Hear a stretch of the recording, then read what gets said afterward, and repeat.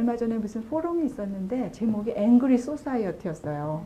앵그리 소사이어티. 우리는 왜 이렇게 화가 날까?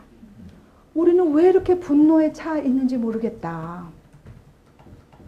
우리나라 범죄를 이렇게 분석을 해보면요. 계획 범죄도 물론 있습니다. 계획적으로 해서 이 사람을 교묘하게 어떻게 몰아가지고 정말 살인 아닌 척하면서 살인을 하는 경우도 있으나 대부분 격정범이라 그래요.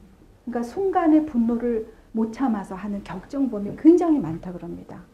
그러니까 우리 사회 자체가 이렇게 분노하게 하는 이 화병의 사회입니다. 그러니까 최근에 DSM-5가 나왔지만 DSM-4는요. 이 정신장애의 진단 그 편람이거든요. 거기 문화적인 병으로 우리나라의 화병이 올라 있어요. 화병 이렇게 영어로 써 있어요. 아예. 왜 그럴까? 특히 화병은요. 중년 여성한테 굉장히 많아요. 시집에 눌리고 남편에 눌리고 앞뒤로 치이고 어디 풀 데는 없고 굉장히 많다는 얘기예요. 그런데 제가 보니까 여성뿐 아니에요. 남성들도 그 화병이 결국은 억압됐다가 가장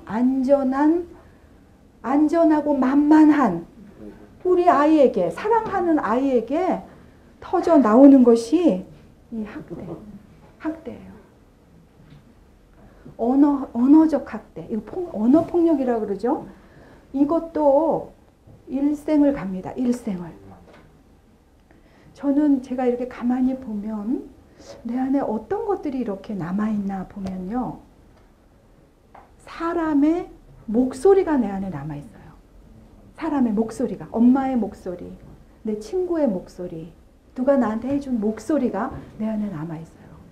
무슨 얘기냐면 누군가로부터 이야기를 들으면 그것은 그때 끝나는 것이 아니라 영원히 우리 안에 남아서 나에게 영향을 미친다는 얘기입니다.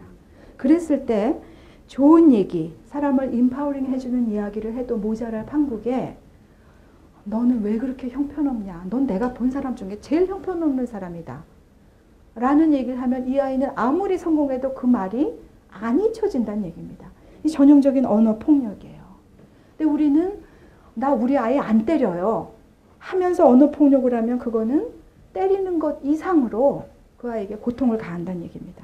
성적 폭력. 오늘날 이 차일드 어뷰스라고 그러죠. 차일드 어뷰스.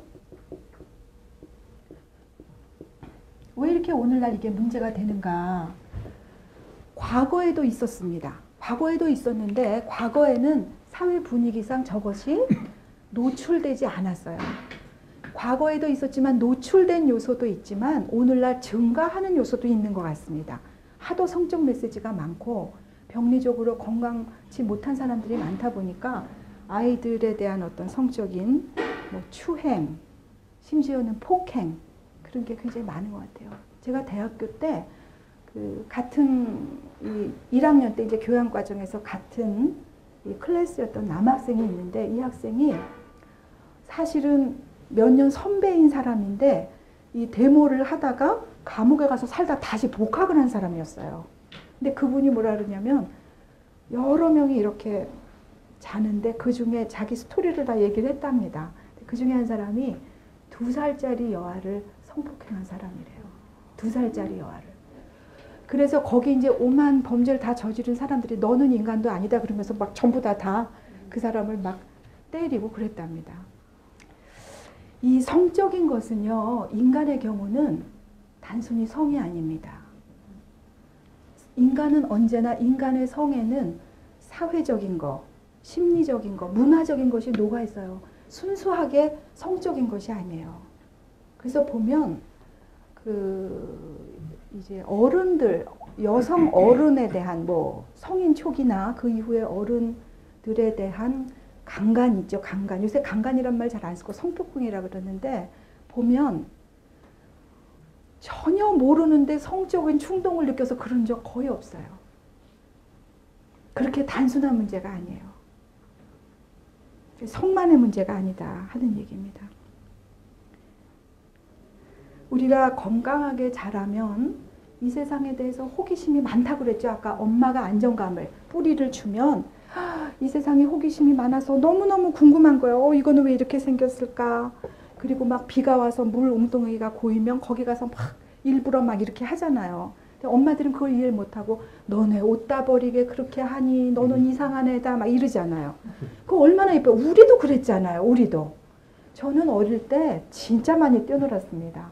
저는 우리 초등학교가 이제 그때 새로 짓기 시작한 학교였거든요. 그래서 이제 공사하는 그 자재들이 많고 지금 생각하면 사고 안 난 게 다행이에요. 이렇게 뭐라 그러죠? 아까 누가 파이프 사업하시는 분 계셨죠? 이 파이프가 밑에 이렇게 매설돼 있었어요. 근데 애들하고 일로 기어가지고 딴 데로 나왔어요. 점심시간에 가가지고 밥 빨리 먹고 가서. 그리고 내가 얼만큼 높은 데서 뛸 수 있나 이렇게 된 데서 뛰어내리다 막 무릎 다치고 그랬거든요. 저는 그때가 너무 그리워요. 너무 그리워요. 정서적 학대. 정서적 학대는 이렇게 아이를 존중해주지 않고 무시하는 거죠. 무시하고 엄마 막 그렇게 얘기를 해도 투명인간 취급하고 그럴 때 이 아이는 어떤 메시지를 받냐면 엄마가 밥은 먹여주고 아빠가 돈 벌어 와서 내가 학교는 다니지만 나는 중요한 사람이 아니구나. 나는 형편없는 사람이구나. 그렇게 느낀다는 거예요. 그렇기 때문에 이 정서적 학대도 너무나 큰 상처를 주는 것이죠. 그 다음에 방임, 방치. 이것도 끔찍한 얘기예요. 사람은 돌봄을 받지 않으면 살 수 없는데 내버려 두는 경우. 저는 이제 어린이들을 생각해 보면 어린이나 아기의 특징은 뭡니까? 아기 어린이들 특징. 생명력이 넘치고 정신이 없잖아요. 애들 있으면. 이게 정돈이 되지가 않잖아요. 그게 바로 생명의 특징이에요. 생명의 특징은 정신이 없고 정돈이 안 되는 거예요. 우리 숲에 가보면 이렇게 정원처럼 예쁘지 않아요. 잡초부터 이끼부터 오만 나무들이 다 있잖아요. 근데 그게 아름다운 것 같이 아기나 어린이는 자기 생명력을 어찌할 줄 몰라서 정신이 없어요. 그런데 이 정신없는 그 생명력을 틀에 묶으려는 것이야말로 이것을 화석화시키는 거고 사랑이 아니라는 느낌을 많이 갖습니다. 제가 이 얘기를 했는지 모르겠는데 제가 그 전에 어디 살던 아파트에 어떤 어머니가 계셨어요. 우리 딸하고 또래가 비슷해서 맨날 같이 놀던 어머니인데 이분은 그 아이들을 너무나 예쁘게 옷을 입혀요. 너무나 옷을 예쁘게 입히는데 문제는 그 집에 가면 먼지 하나가 없는 거예요. 깨끗하게 해놓고 정말 밖에서 보면 너무나 훌륭하신 분이죠. 근데 이 아이가 밖에 나가서 미끄럼을 못 타요. 미끄럼 타면 여기 이제 치마나 바지 타이트에 녹슨 게 다 묻고 흙이 묻고 하니까 못 타게 해요. 그래서 이제 너무 고민을 하다가 저하고 우리 딴 엄마하고 우리 못 쓰는 이 막 입어도 되는 바지를 선물을 했어요. 이거 입혀서 얘가 너무 타고 싶어서 옆에서 이러고 있는데 우리 아이들도 다 타는데 걔만 못 타요. 그런데 안 입혀요. 왜? 안 이쁘니까. 그래서 얘는 항상 좀 잡지에서 튀어나온 공주같이 하고 있었어요. 근데 얘는 병이 났어요. 생명력을 마음껏 이렇게 하질 못해요. 그런데 놀랍도록 이제 방임 방치하다 생각이 난 건데 자기가 무슨 약속이 있잖아요. 그러면 하다못해 저한테라도 맡기고 와야 되잖아요. 아기를. 근데 걔를 그냥 아파트 문 잠가놓고 밖에 놓고 갔다 와요. 근데 그때만 해도 거기가 이렇게 안전한 데였고 우리가 왔다 갔다 하다 엄마 어디 가니 그럼 데리고 들어오기도 하는데 그분은 그런 개념이 없으신 분이었어요. 이렇게 방임이라고 하는 것이 이제 그분은 겉으로 볼 때는 밥도 잘 먹이고 옷도 예쁘게 입히고 유아원도 보내고 다 하죠. 아이의 생명력은 정신이 없는 거예요. 정신없는 거. 이 정신없는 거를 이렇게 내 틀에 묶어두는 것은 이거야말로 정말 죄를 짓는 것 같은 느낌. 저는 그때 정말 마음이 아팠어요. 그 후로 이제 소식이 끊겨서 어떻게 됐는지 알 수 없는데. 네. 부모가 또 역할 중에 하나가 훈육의 기능이잖아요. 훈육. 네, 가르쳐야 되잖아요. 네. 이 훈육을 하다가 그게 지나쳐지면 또 너무 사랑해서 훈육을 하는 건데 또 굉장히 그 걱정도 하면서 이게 어느 정도로 적절한 게 한 거에 대한 기준이 되게 네. 궁금하더라고요. 우리한테는 어떤 불안이 있냐면 우리 아이가 자유롭게 크고 자기 생명력을 마음껏 즐기고 누리기를 바라면서도 얘가 잘못돼서 사회로부터 소외되거나 지탄을 받는 사람이 될까봐 걱정하죠. 그래서 이제 또 훈육을 해요. 근데 훈육이라고 할 때 3세 이전까지는 훈육이 필요가 없어요. 어떤 사람은 돌된 아이도 훈육을 시켜요. 그러니까 예를 들어 모임에 데리고 왔는데 2살짜리가 떠들면 막 소리 지르고 놀면 걔를 혼을 내요. 그게 아니라 자기가 데리고 나가서 놀든지 해야 되는 거죠. 그리고 어른들도 걔를 이해를 해야 되는 거고. 이제 훈육이라고 하는 것이 필요 없다는 건 아닌데 제 느낌에는 공감을 잘해주면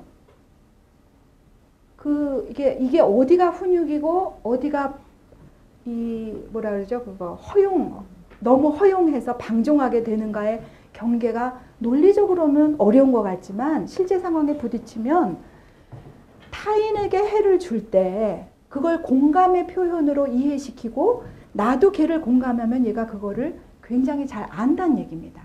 그 대원칙은 뭐냐면 타인에게 피해를 주면 안 돼요.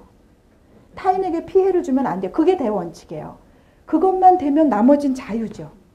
우리가 교육이나 훈육이라고 할 때에는 이 아이가 마치 어떤 틀에 이렇게 돼야 된다는 기준을 가지고 접근을 하는 거예요.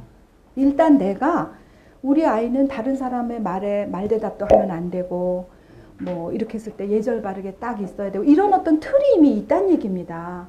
제가 말씀드리는 거는 그거는 얘를 내가 공감해주고 충분히 사랑을 해주면 얘가 그 공감력을 발휘해서 저절로 습득한다는 얘기입니다. 대부분 그거를 못하는 경우를 보면 부모가 강압적으로 먼저 했어요. 그래서 얘는 자기가 이해를 못 받기 때문에 때를 써서라도 자기 주장을 하는 거예요. 제가 논쟁하고 싶진 않아요. 본인이 알아서 하는 기준이지만 대원칙은 뭐냐면 남에게 피해 주지 않는 한 자유로워야 된다는 얘기입니다. 남에게 피해를 주면 그건 안 돼요. 그러나 그렇지 않으면 자유로워야 돼요. 우리는 이게 없어요. 지금 우리나라 어떤 그 가족이나 제가 이제 뒷부분에서 내내 가족 얘기를 할 텐데 이민을 아예 가신 분의 이야기가 생각나는데 그분이 뭐라 그러냐면 우리나라 사람들은 가족을 정말 사랑하는 것도 아니면서 가족에게 매여서 아무것도 못한다. 그렇게 표현을 하는 걸 봤습니다. 부모한테 질린 사람은 이민 가요. 그걸 감당을 못하는 거예요. 제가 아까 얘기했잖아요. 관여하고 간섭하는 걸 사랑으로 한다. 아니에요. 날개가 있어야죠. 다 날개가. 우리 숨을 모신다고요. 그쵸? 그래서 어린 시절에 이런 갈등이 나중에 어른이 돼서까지 연결이 돼서 드라마마다 보면 다 부모 자식 간의 갈등이 그렇죠. 있잖아요. 그렇죠. 그래서 부모가 얘를 이렇게 해라 저렇게 해라 그게 훈육이 아니고 공감을 하라고 그러잖아요. 제가 마음을 읽어주라는 걸 잘해주면 얘는 타인에게 공감하는 사람이 되고 공감하는 사람은 예절을 지키는 사람이 된다는 얘기예요. 우리는 이상하게 교육이나 훈육하면 무조건 행동을 직접 지시하는 걸로 생각을 해요. 근데 그렇지 않아요. 이 밑에 있는 마음을 읽어주면 된다니까요. 일단은 그렇게 하고 또 다음에 생각합시다. 자, 이상하게도 발달 심리학에서도 그렇고 현실에서도 그렇고 남성들이 아기를 낳지를 않습니다. 그렇죠? 아기를 낳지를 않고 여성이 낳아요. 그래서 우리는 아주 원초적으로 억울합니다. 우리들은 너무 억울해요. 근데 남성들은 우리한테 고마워해야 되지 않아요? 왜냐하면 남성이 아기를 낳았으면 우리 인류가 멸망하지 않았을까? 조금만 고통받아도 막 엄살피잖아요, 남자들은. 그렇죠? 근데 우리는 이 출산의 고통을 다 겪고 인류의 보존 발전에 이렇게 공을 세웠다는 얘기입니다. 그렇죠? 그런데 아기를 낳고 보니까 모유도 엄마가 먹여야 되고 실제로 엄마가 하는 역할이 굉장히 많습니다. 그래서 발달 심리 내용을 보면 대부분 다 머더링에 대한 이야기예요. 그러면 아빠 역할은 뭐냐? 거기 뭐라고 돼 있어요? 마이클 램이라는 사람이 아버지는 아동 발달에서 잊혀진 기여자다. 정자만 제공했을까요? 어떻든 잊혀진 기여자다. 이렇게 이야기를 했습니다. 그러나 남성들 입장에서는 굉장히 힘든 얘기예요. 남성들도 내가 아이들 키우는데 참여하고 싶으나 특히 오늘날 이게 직업적인 이런 게 어려워지면서 많은 경우 돈을 벌어다 주기만 해도 고마운 걸로 이게 또 거꾸로 갔잖아요. 옛날에는 돈 벌어오는 건 당연하고 또 친구 같은 아빠 뭐 그렇게 됐었어야 됐는데 오늘날은 또다시 뒤집혀서 엄마고 아빠고 간에 돈을 벌어오는 역할이 집에 있으면 그게 너무나 지금 중요하게 돼버린 거기 한번 봅시다. 우리 엄마는 무려 14시간이나 일을 하신다. 엄마가 돌아오면 어깨를 주물러 드려야 할 텐데 게으르고 나쁜 나 하나도 안 주물러 드리고 TV만 본다. 가게에서 힘들고 일하고 집에 돌아오시는데 또 집에서 일한다. 나도 모르게 속상해서 엄마에게 더 짜증을 낸다. 엄마도 화를 내지만 눈물을 흘리면서 나를 꽉 안아준다. 아마도 일하는 엄마 혹은 싱글 페어런트일지도 모르겠습니다. 어떻든 이제 엄마에 대해서 제가 많은 내담자들을 만나보면 엄마에 대해서 어떻게 당신이 엄마에 대해서 어떻게 느끼세요? 이렇게 물어봐요. 저는. 그러면 엄마에 대해서 내가 엄마가 좋다 이렇게 얘기하는 게 아니라 우리 엄마는 불쌍하다라는 사람이 너무 많아요. 우리 엄마는 아빠가 너무 이상한 사람인데 그거 참고 우리를 키우느라고 너무 고생했고 불쌍하고 애처롭다. 근데 제가 엄마가 좋습니까? 라고 물어보면 사람들이 깜짝 놀래요.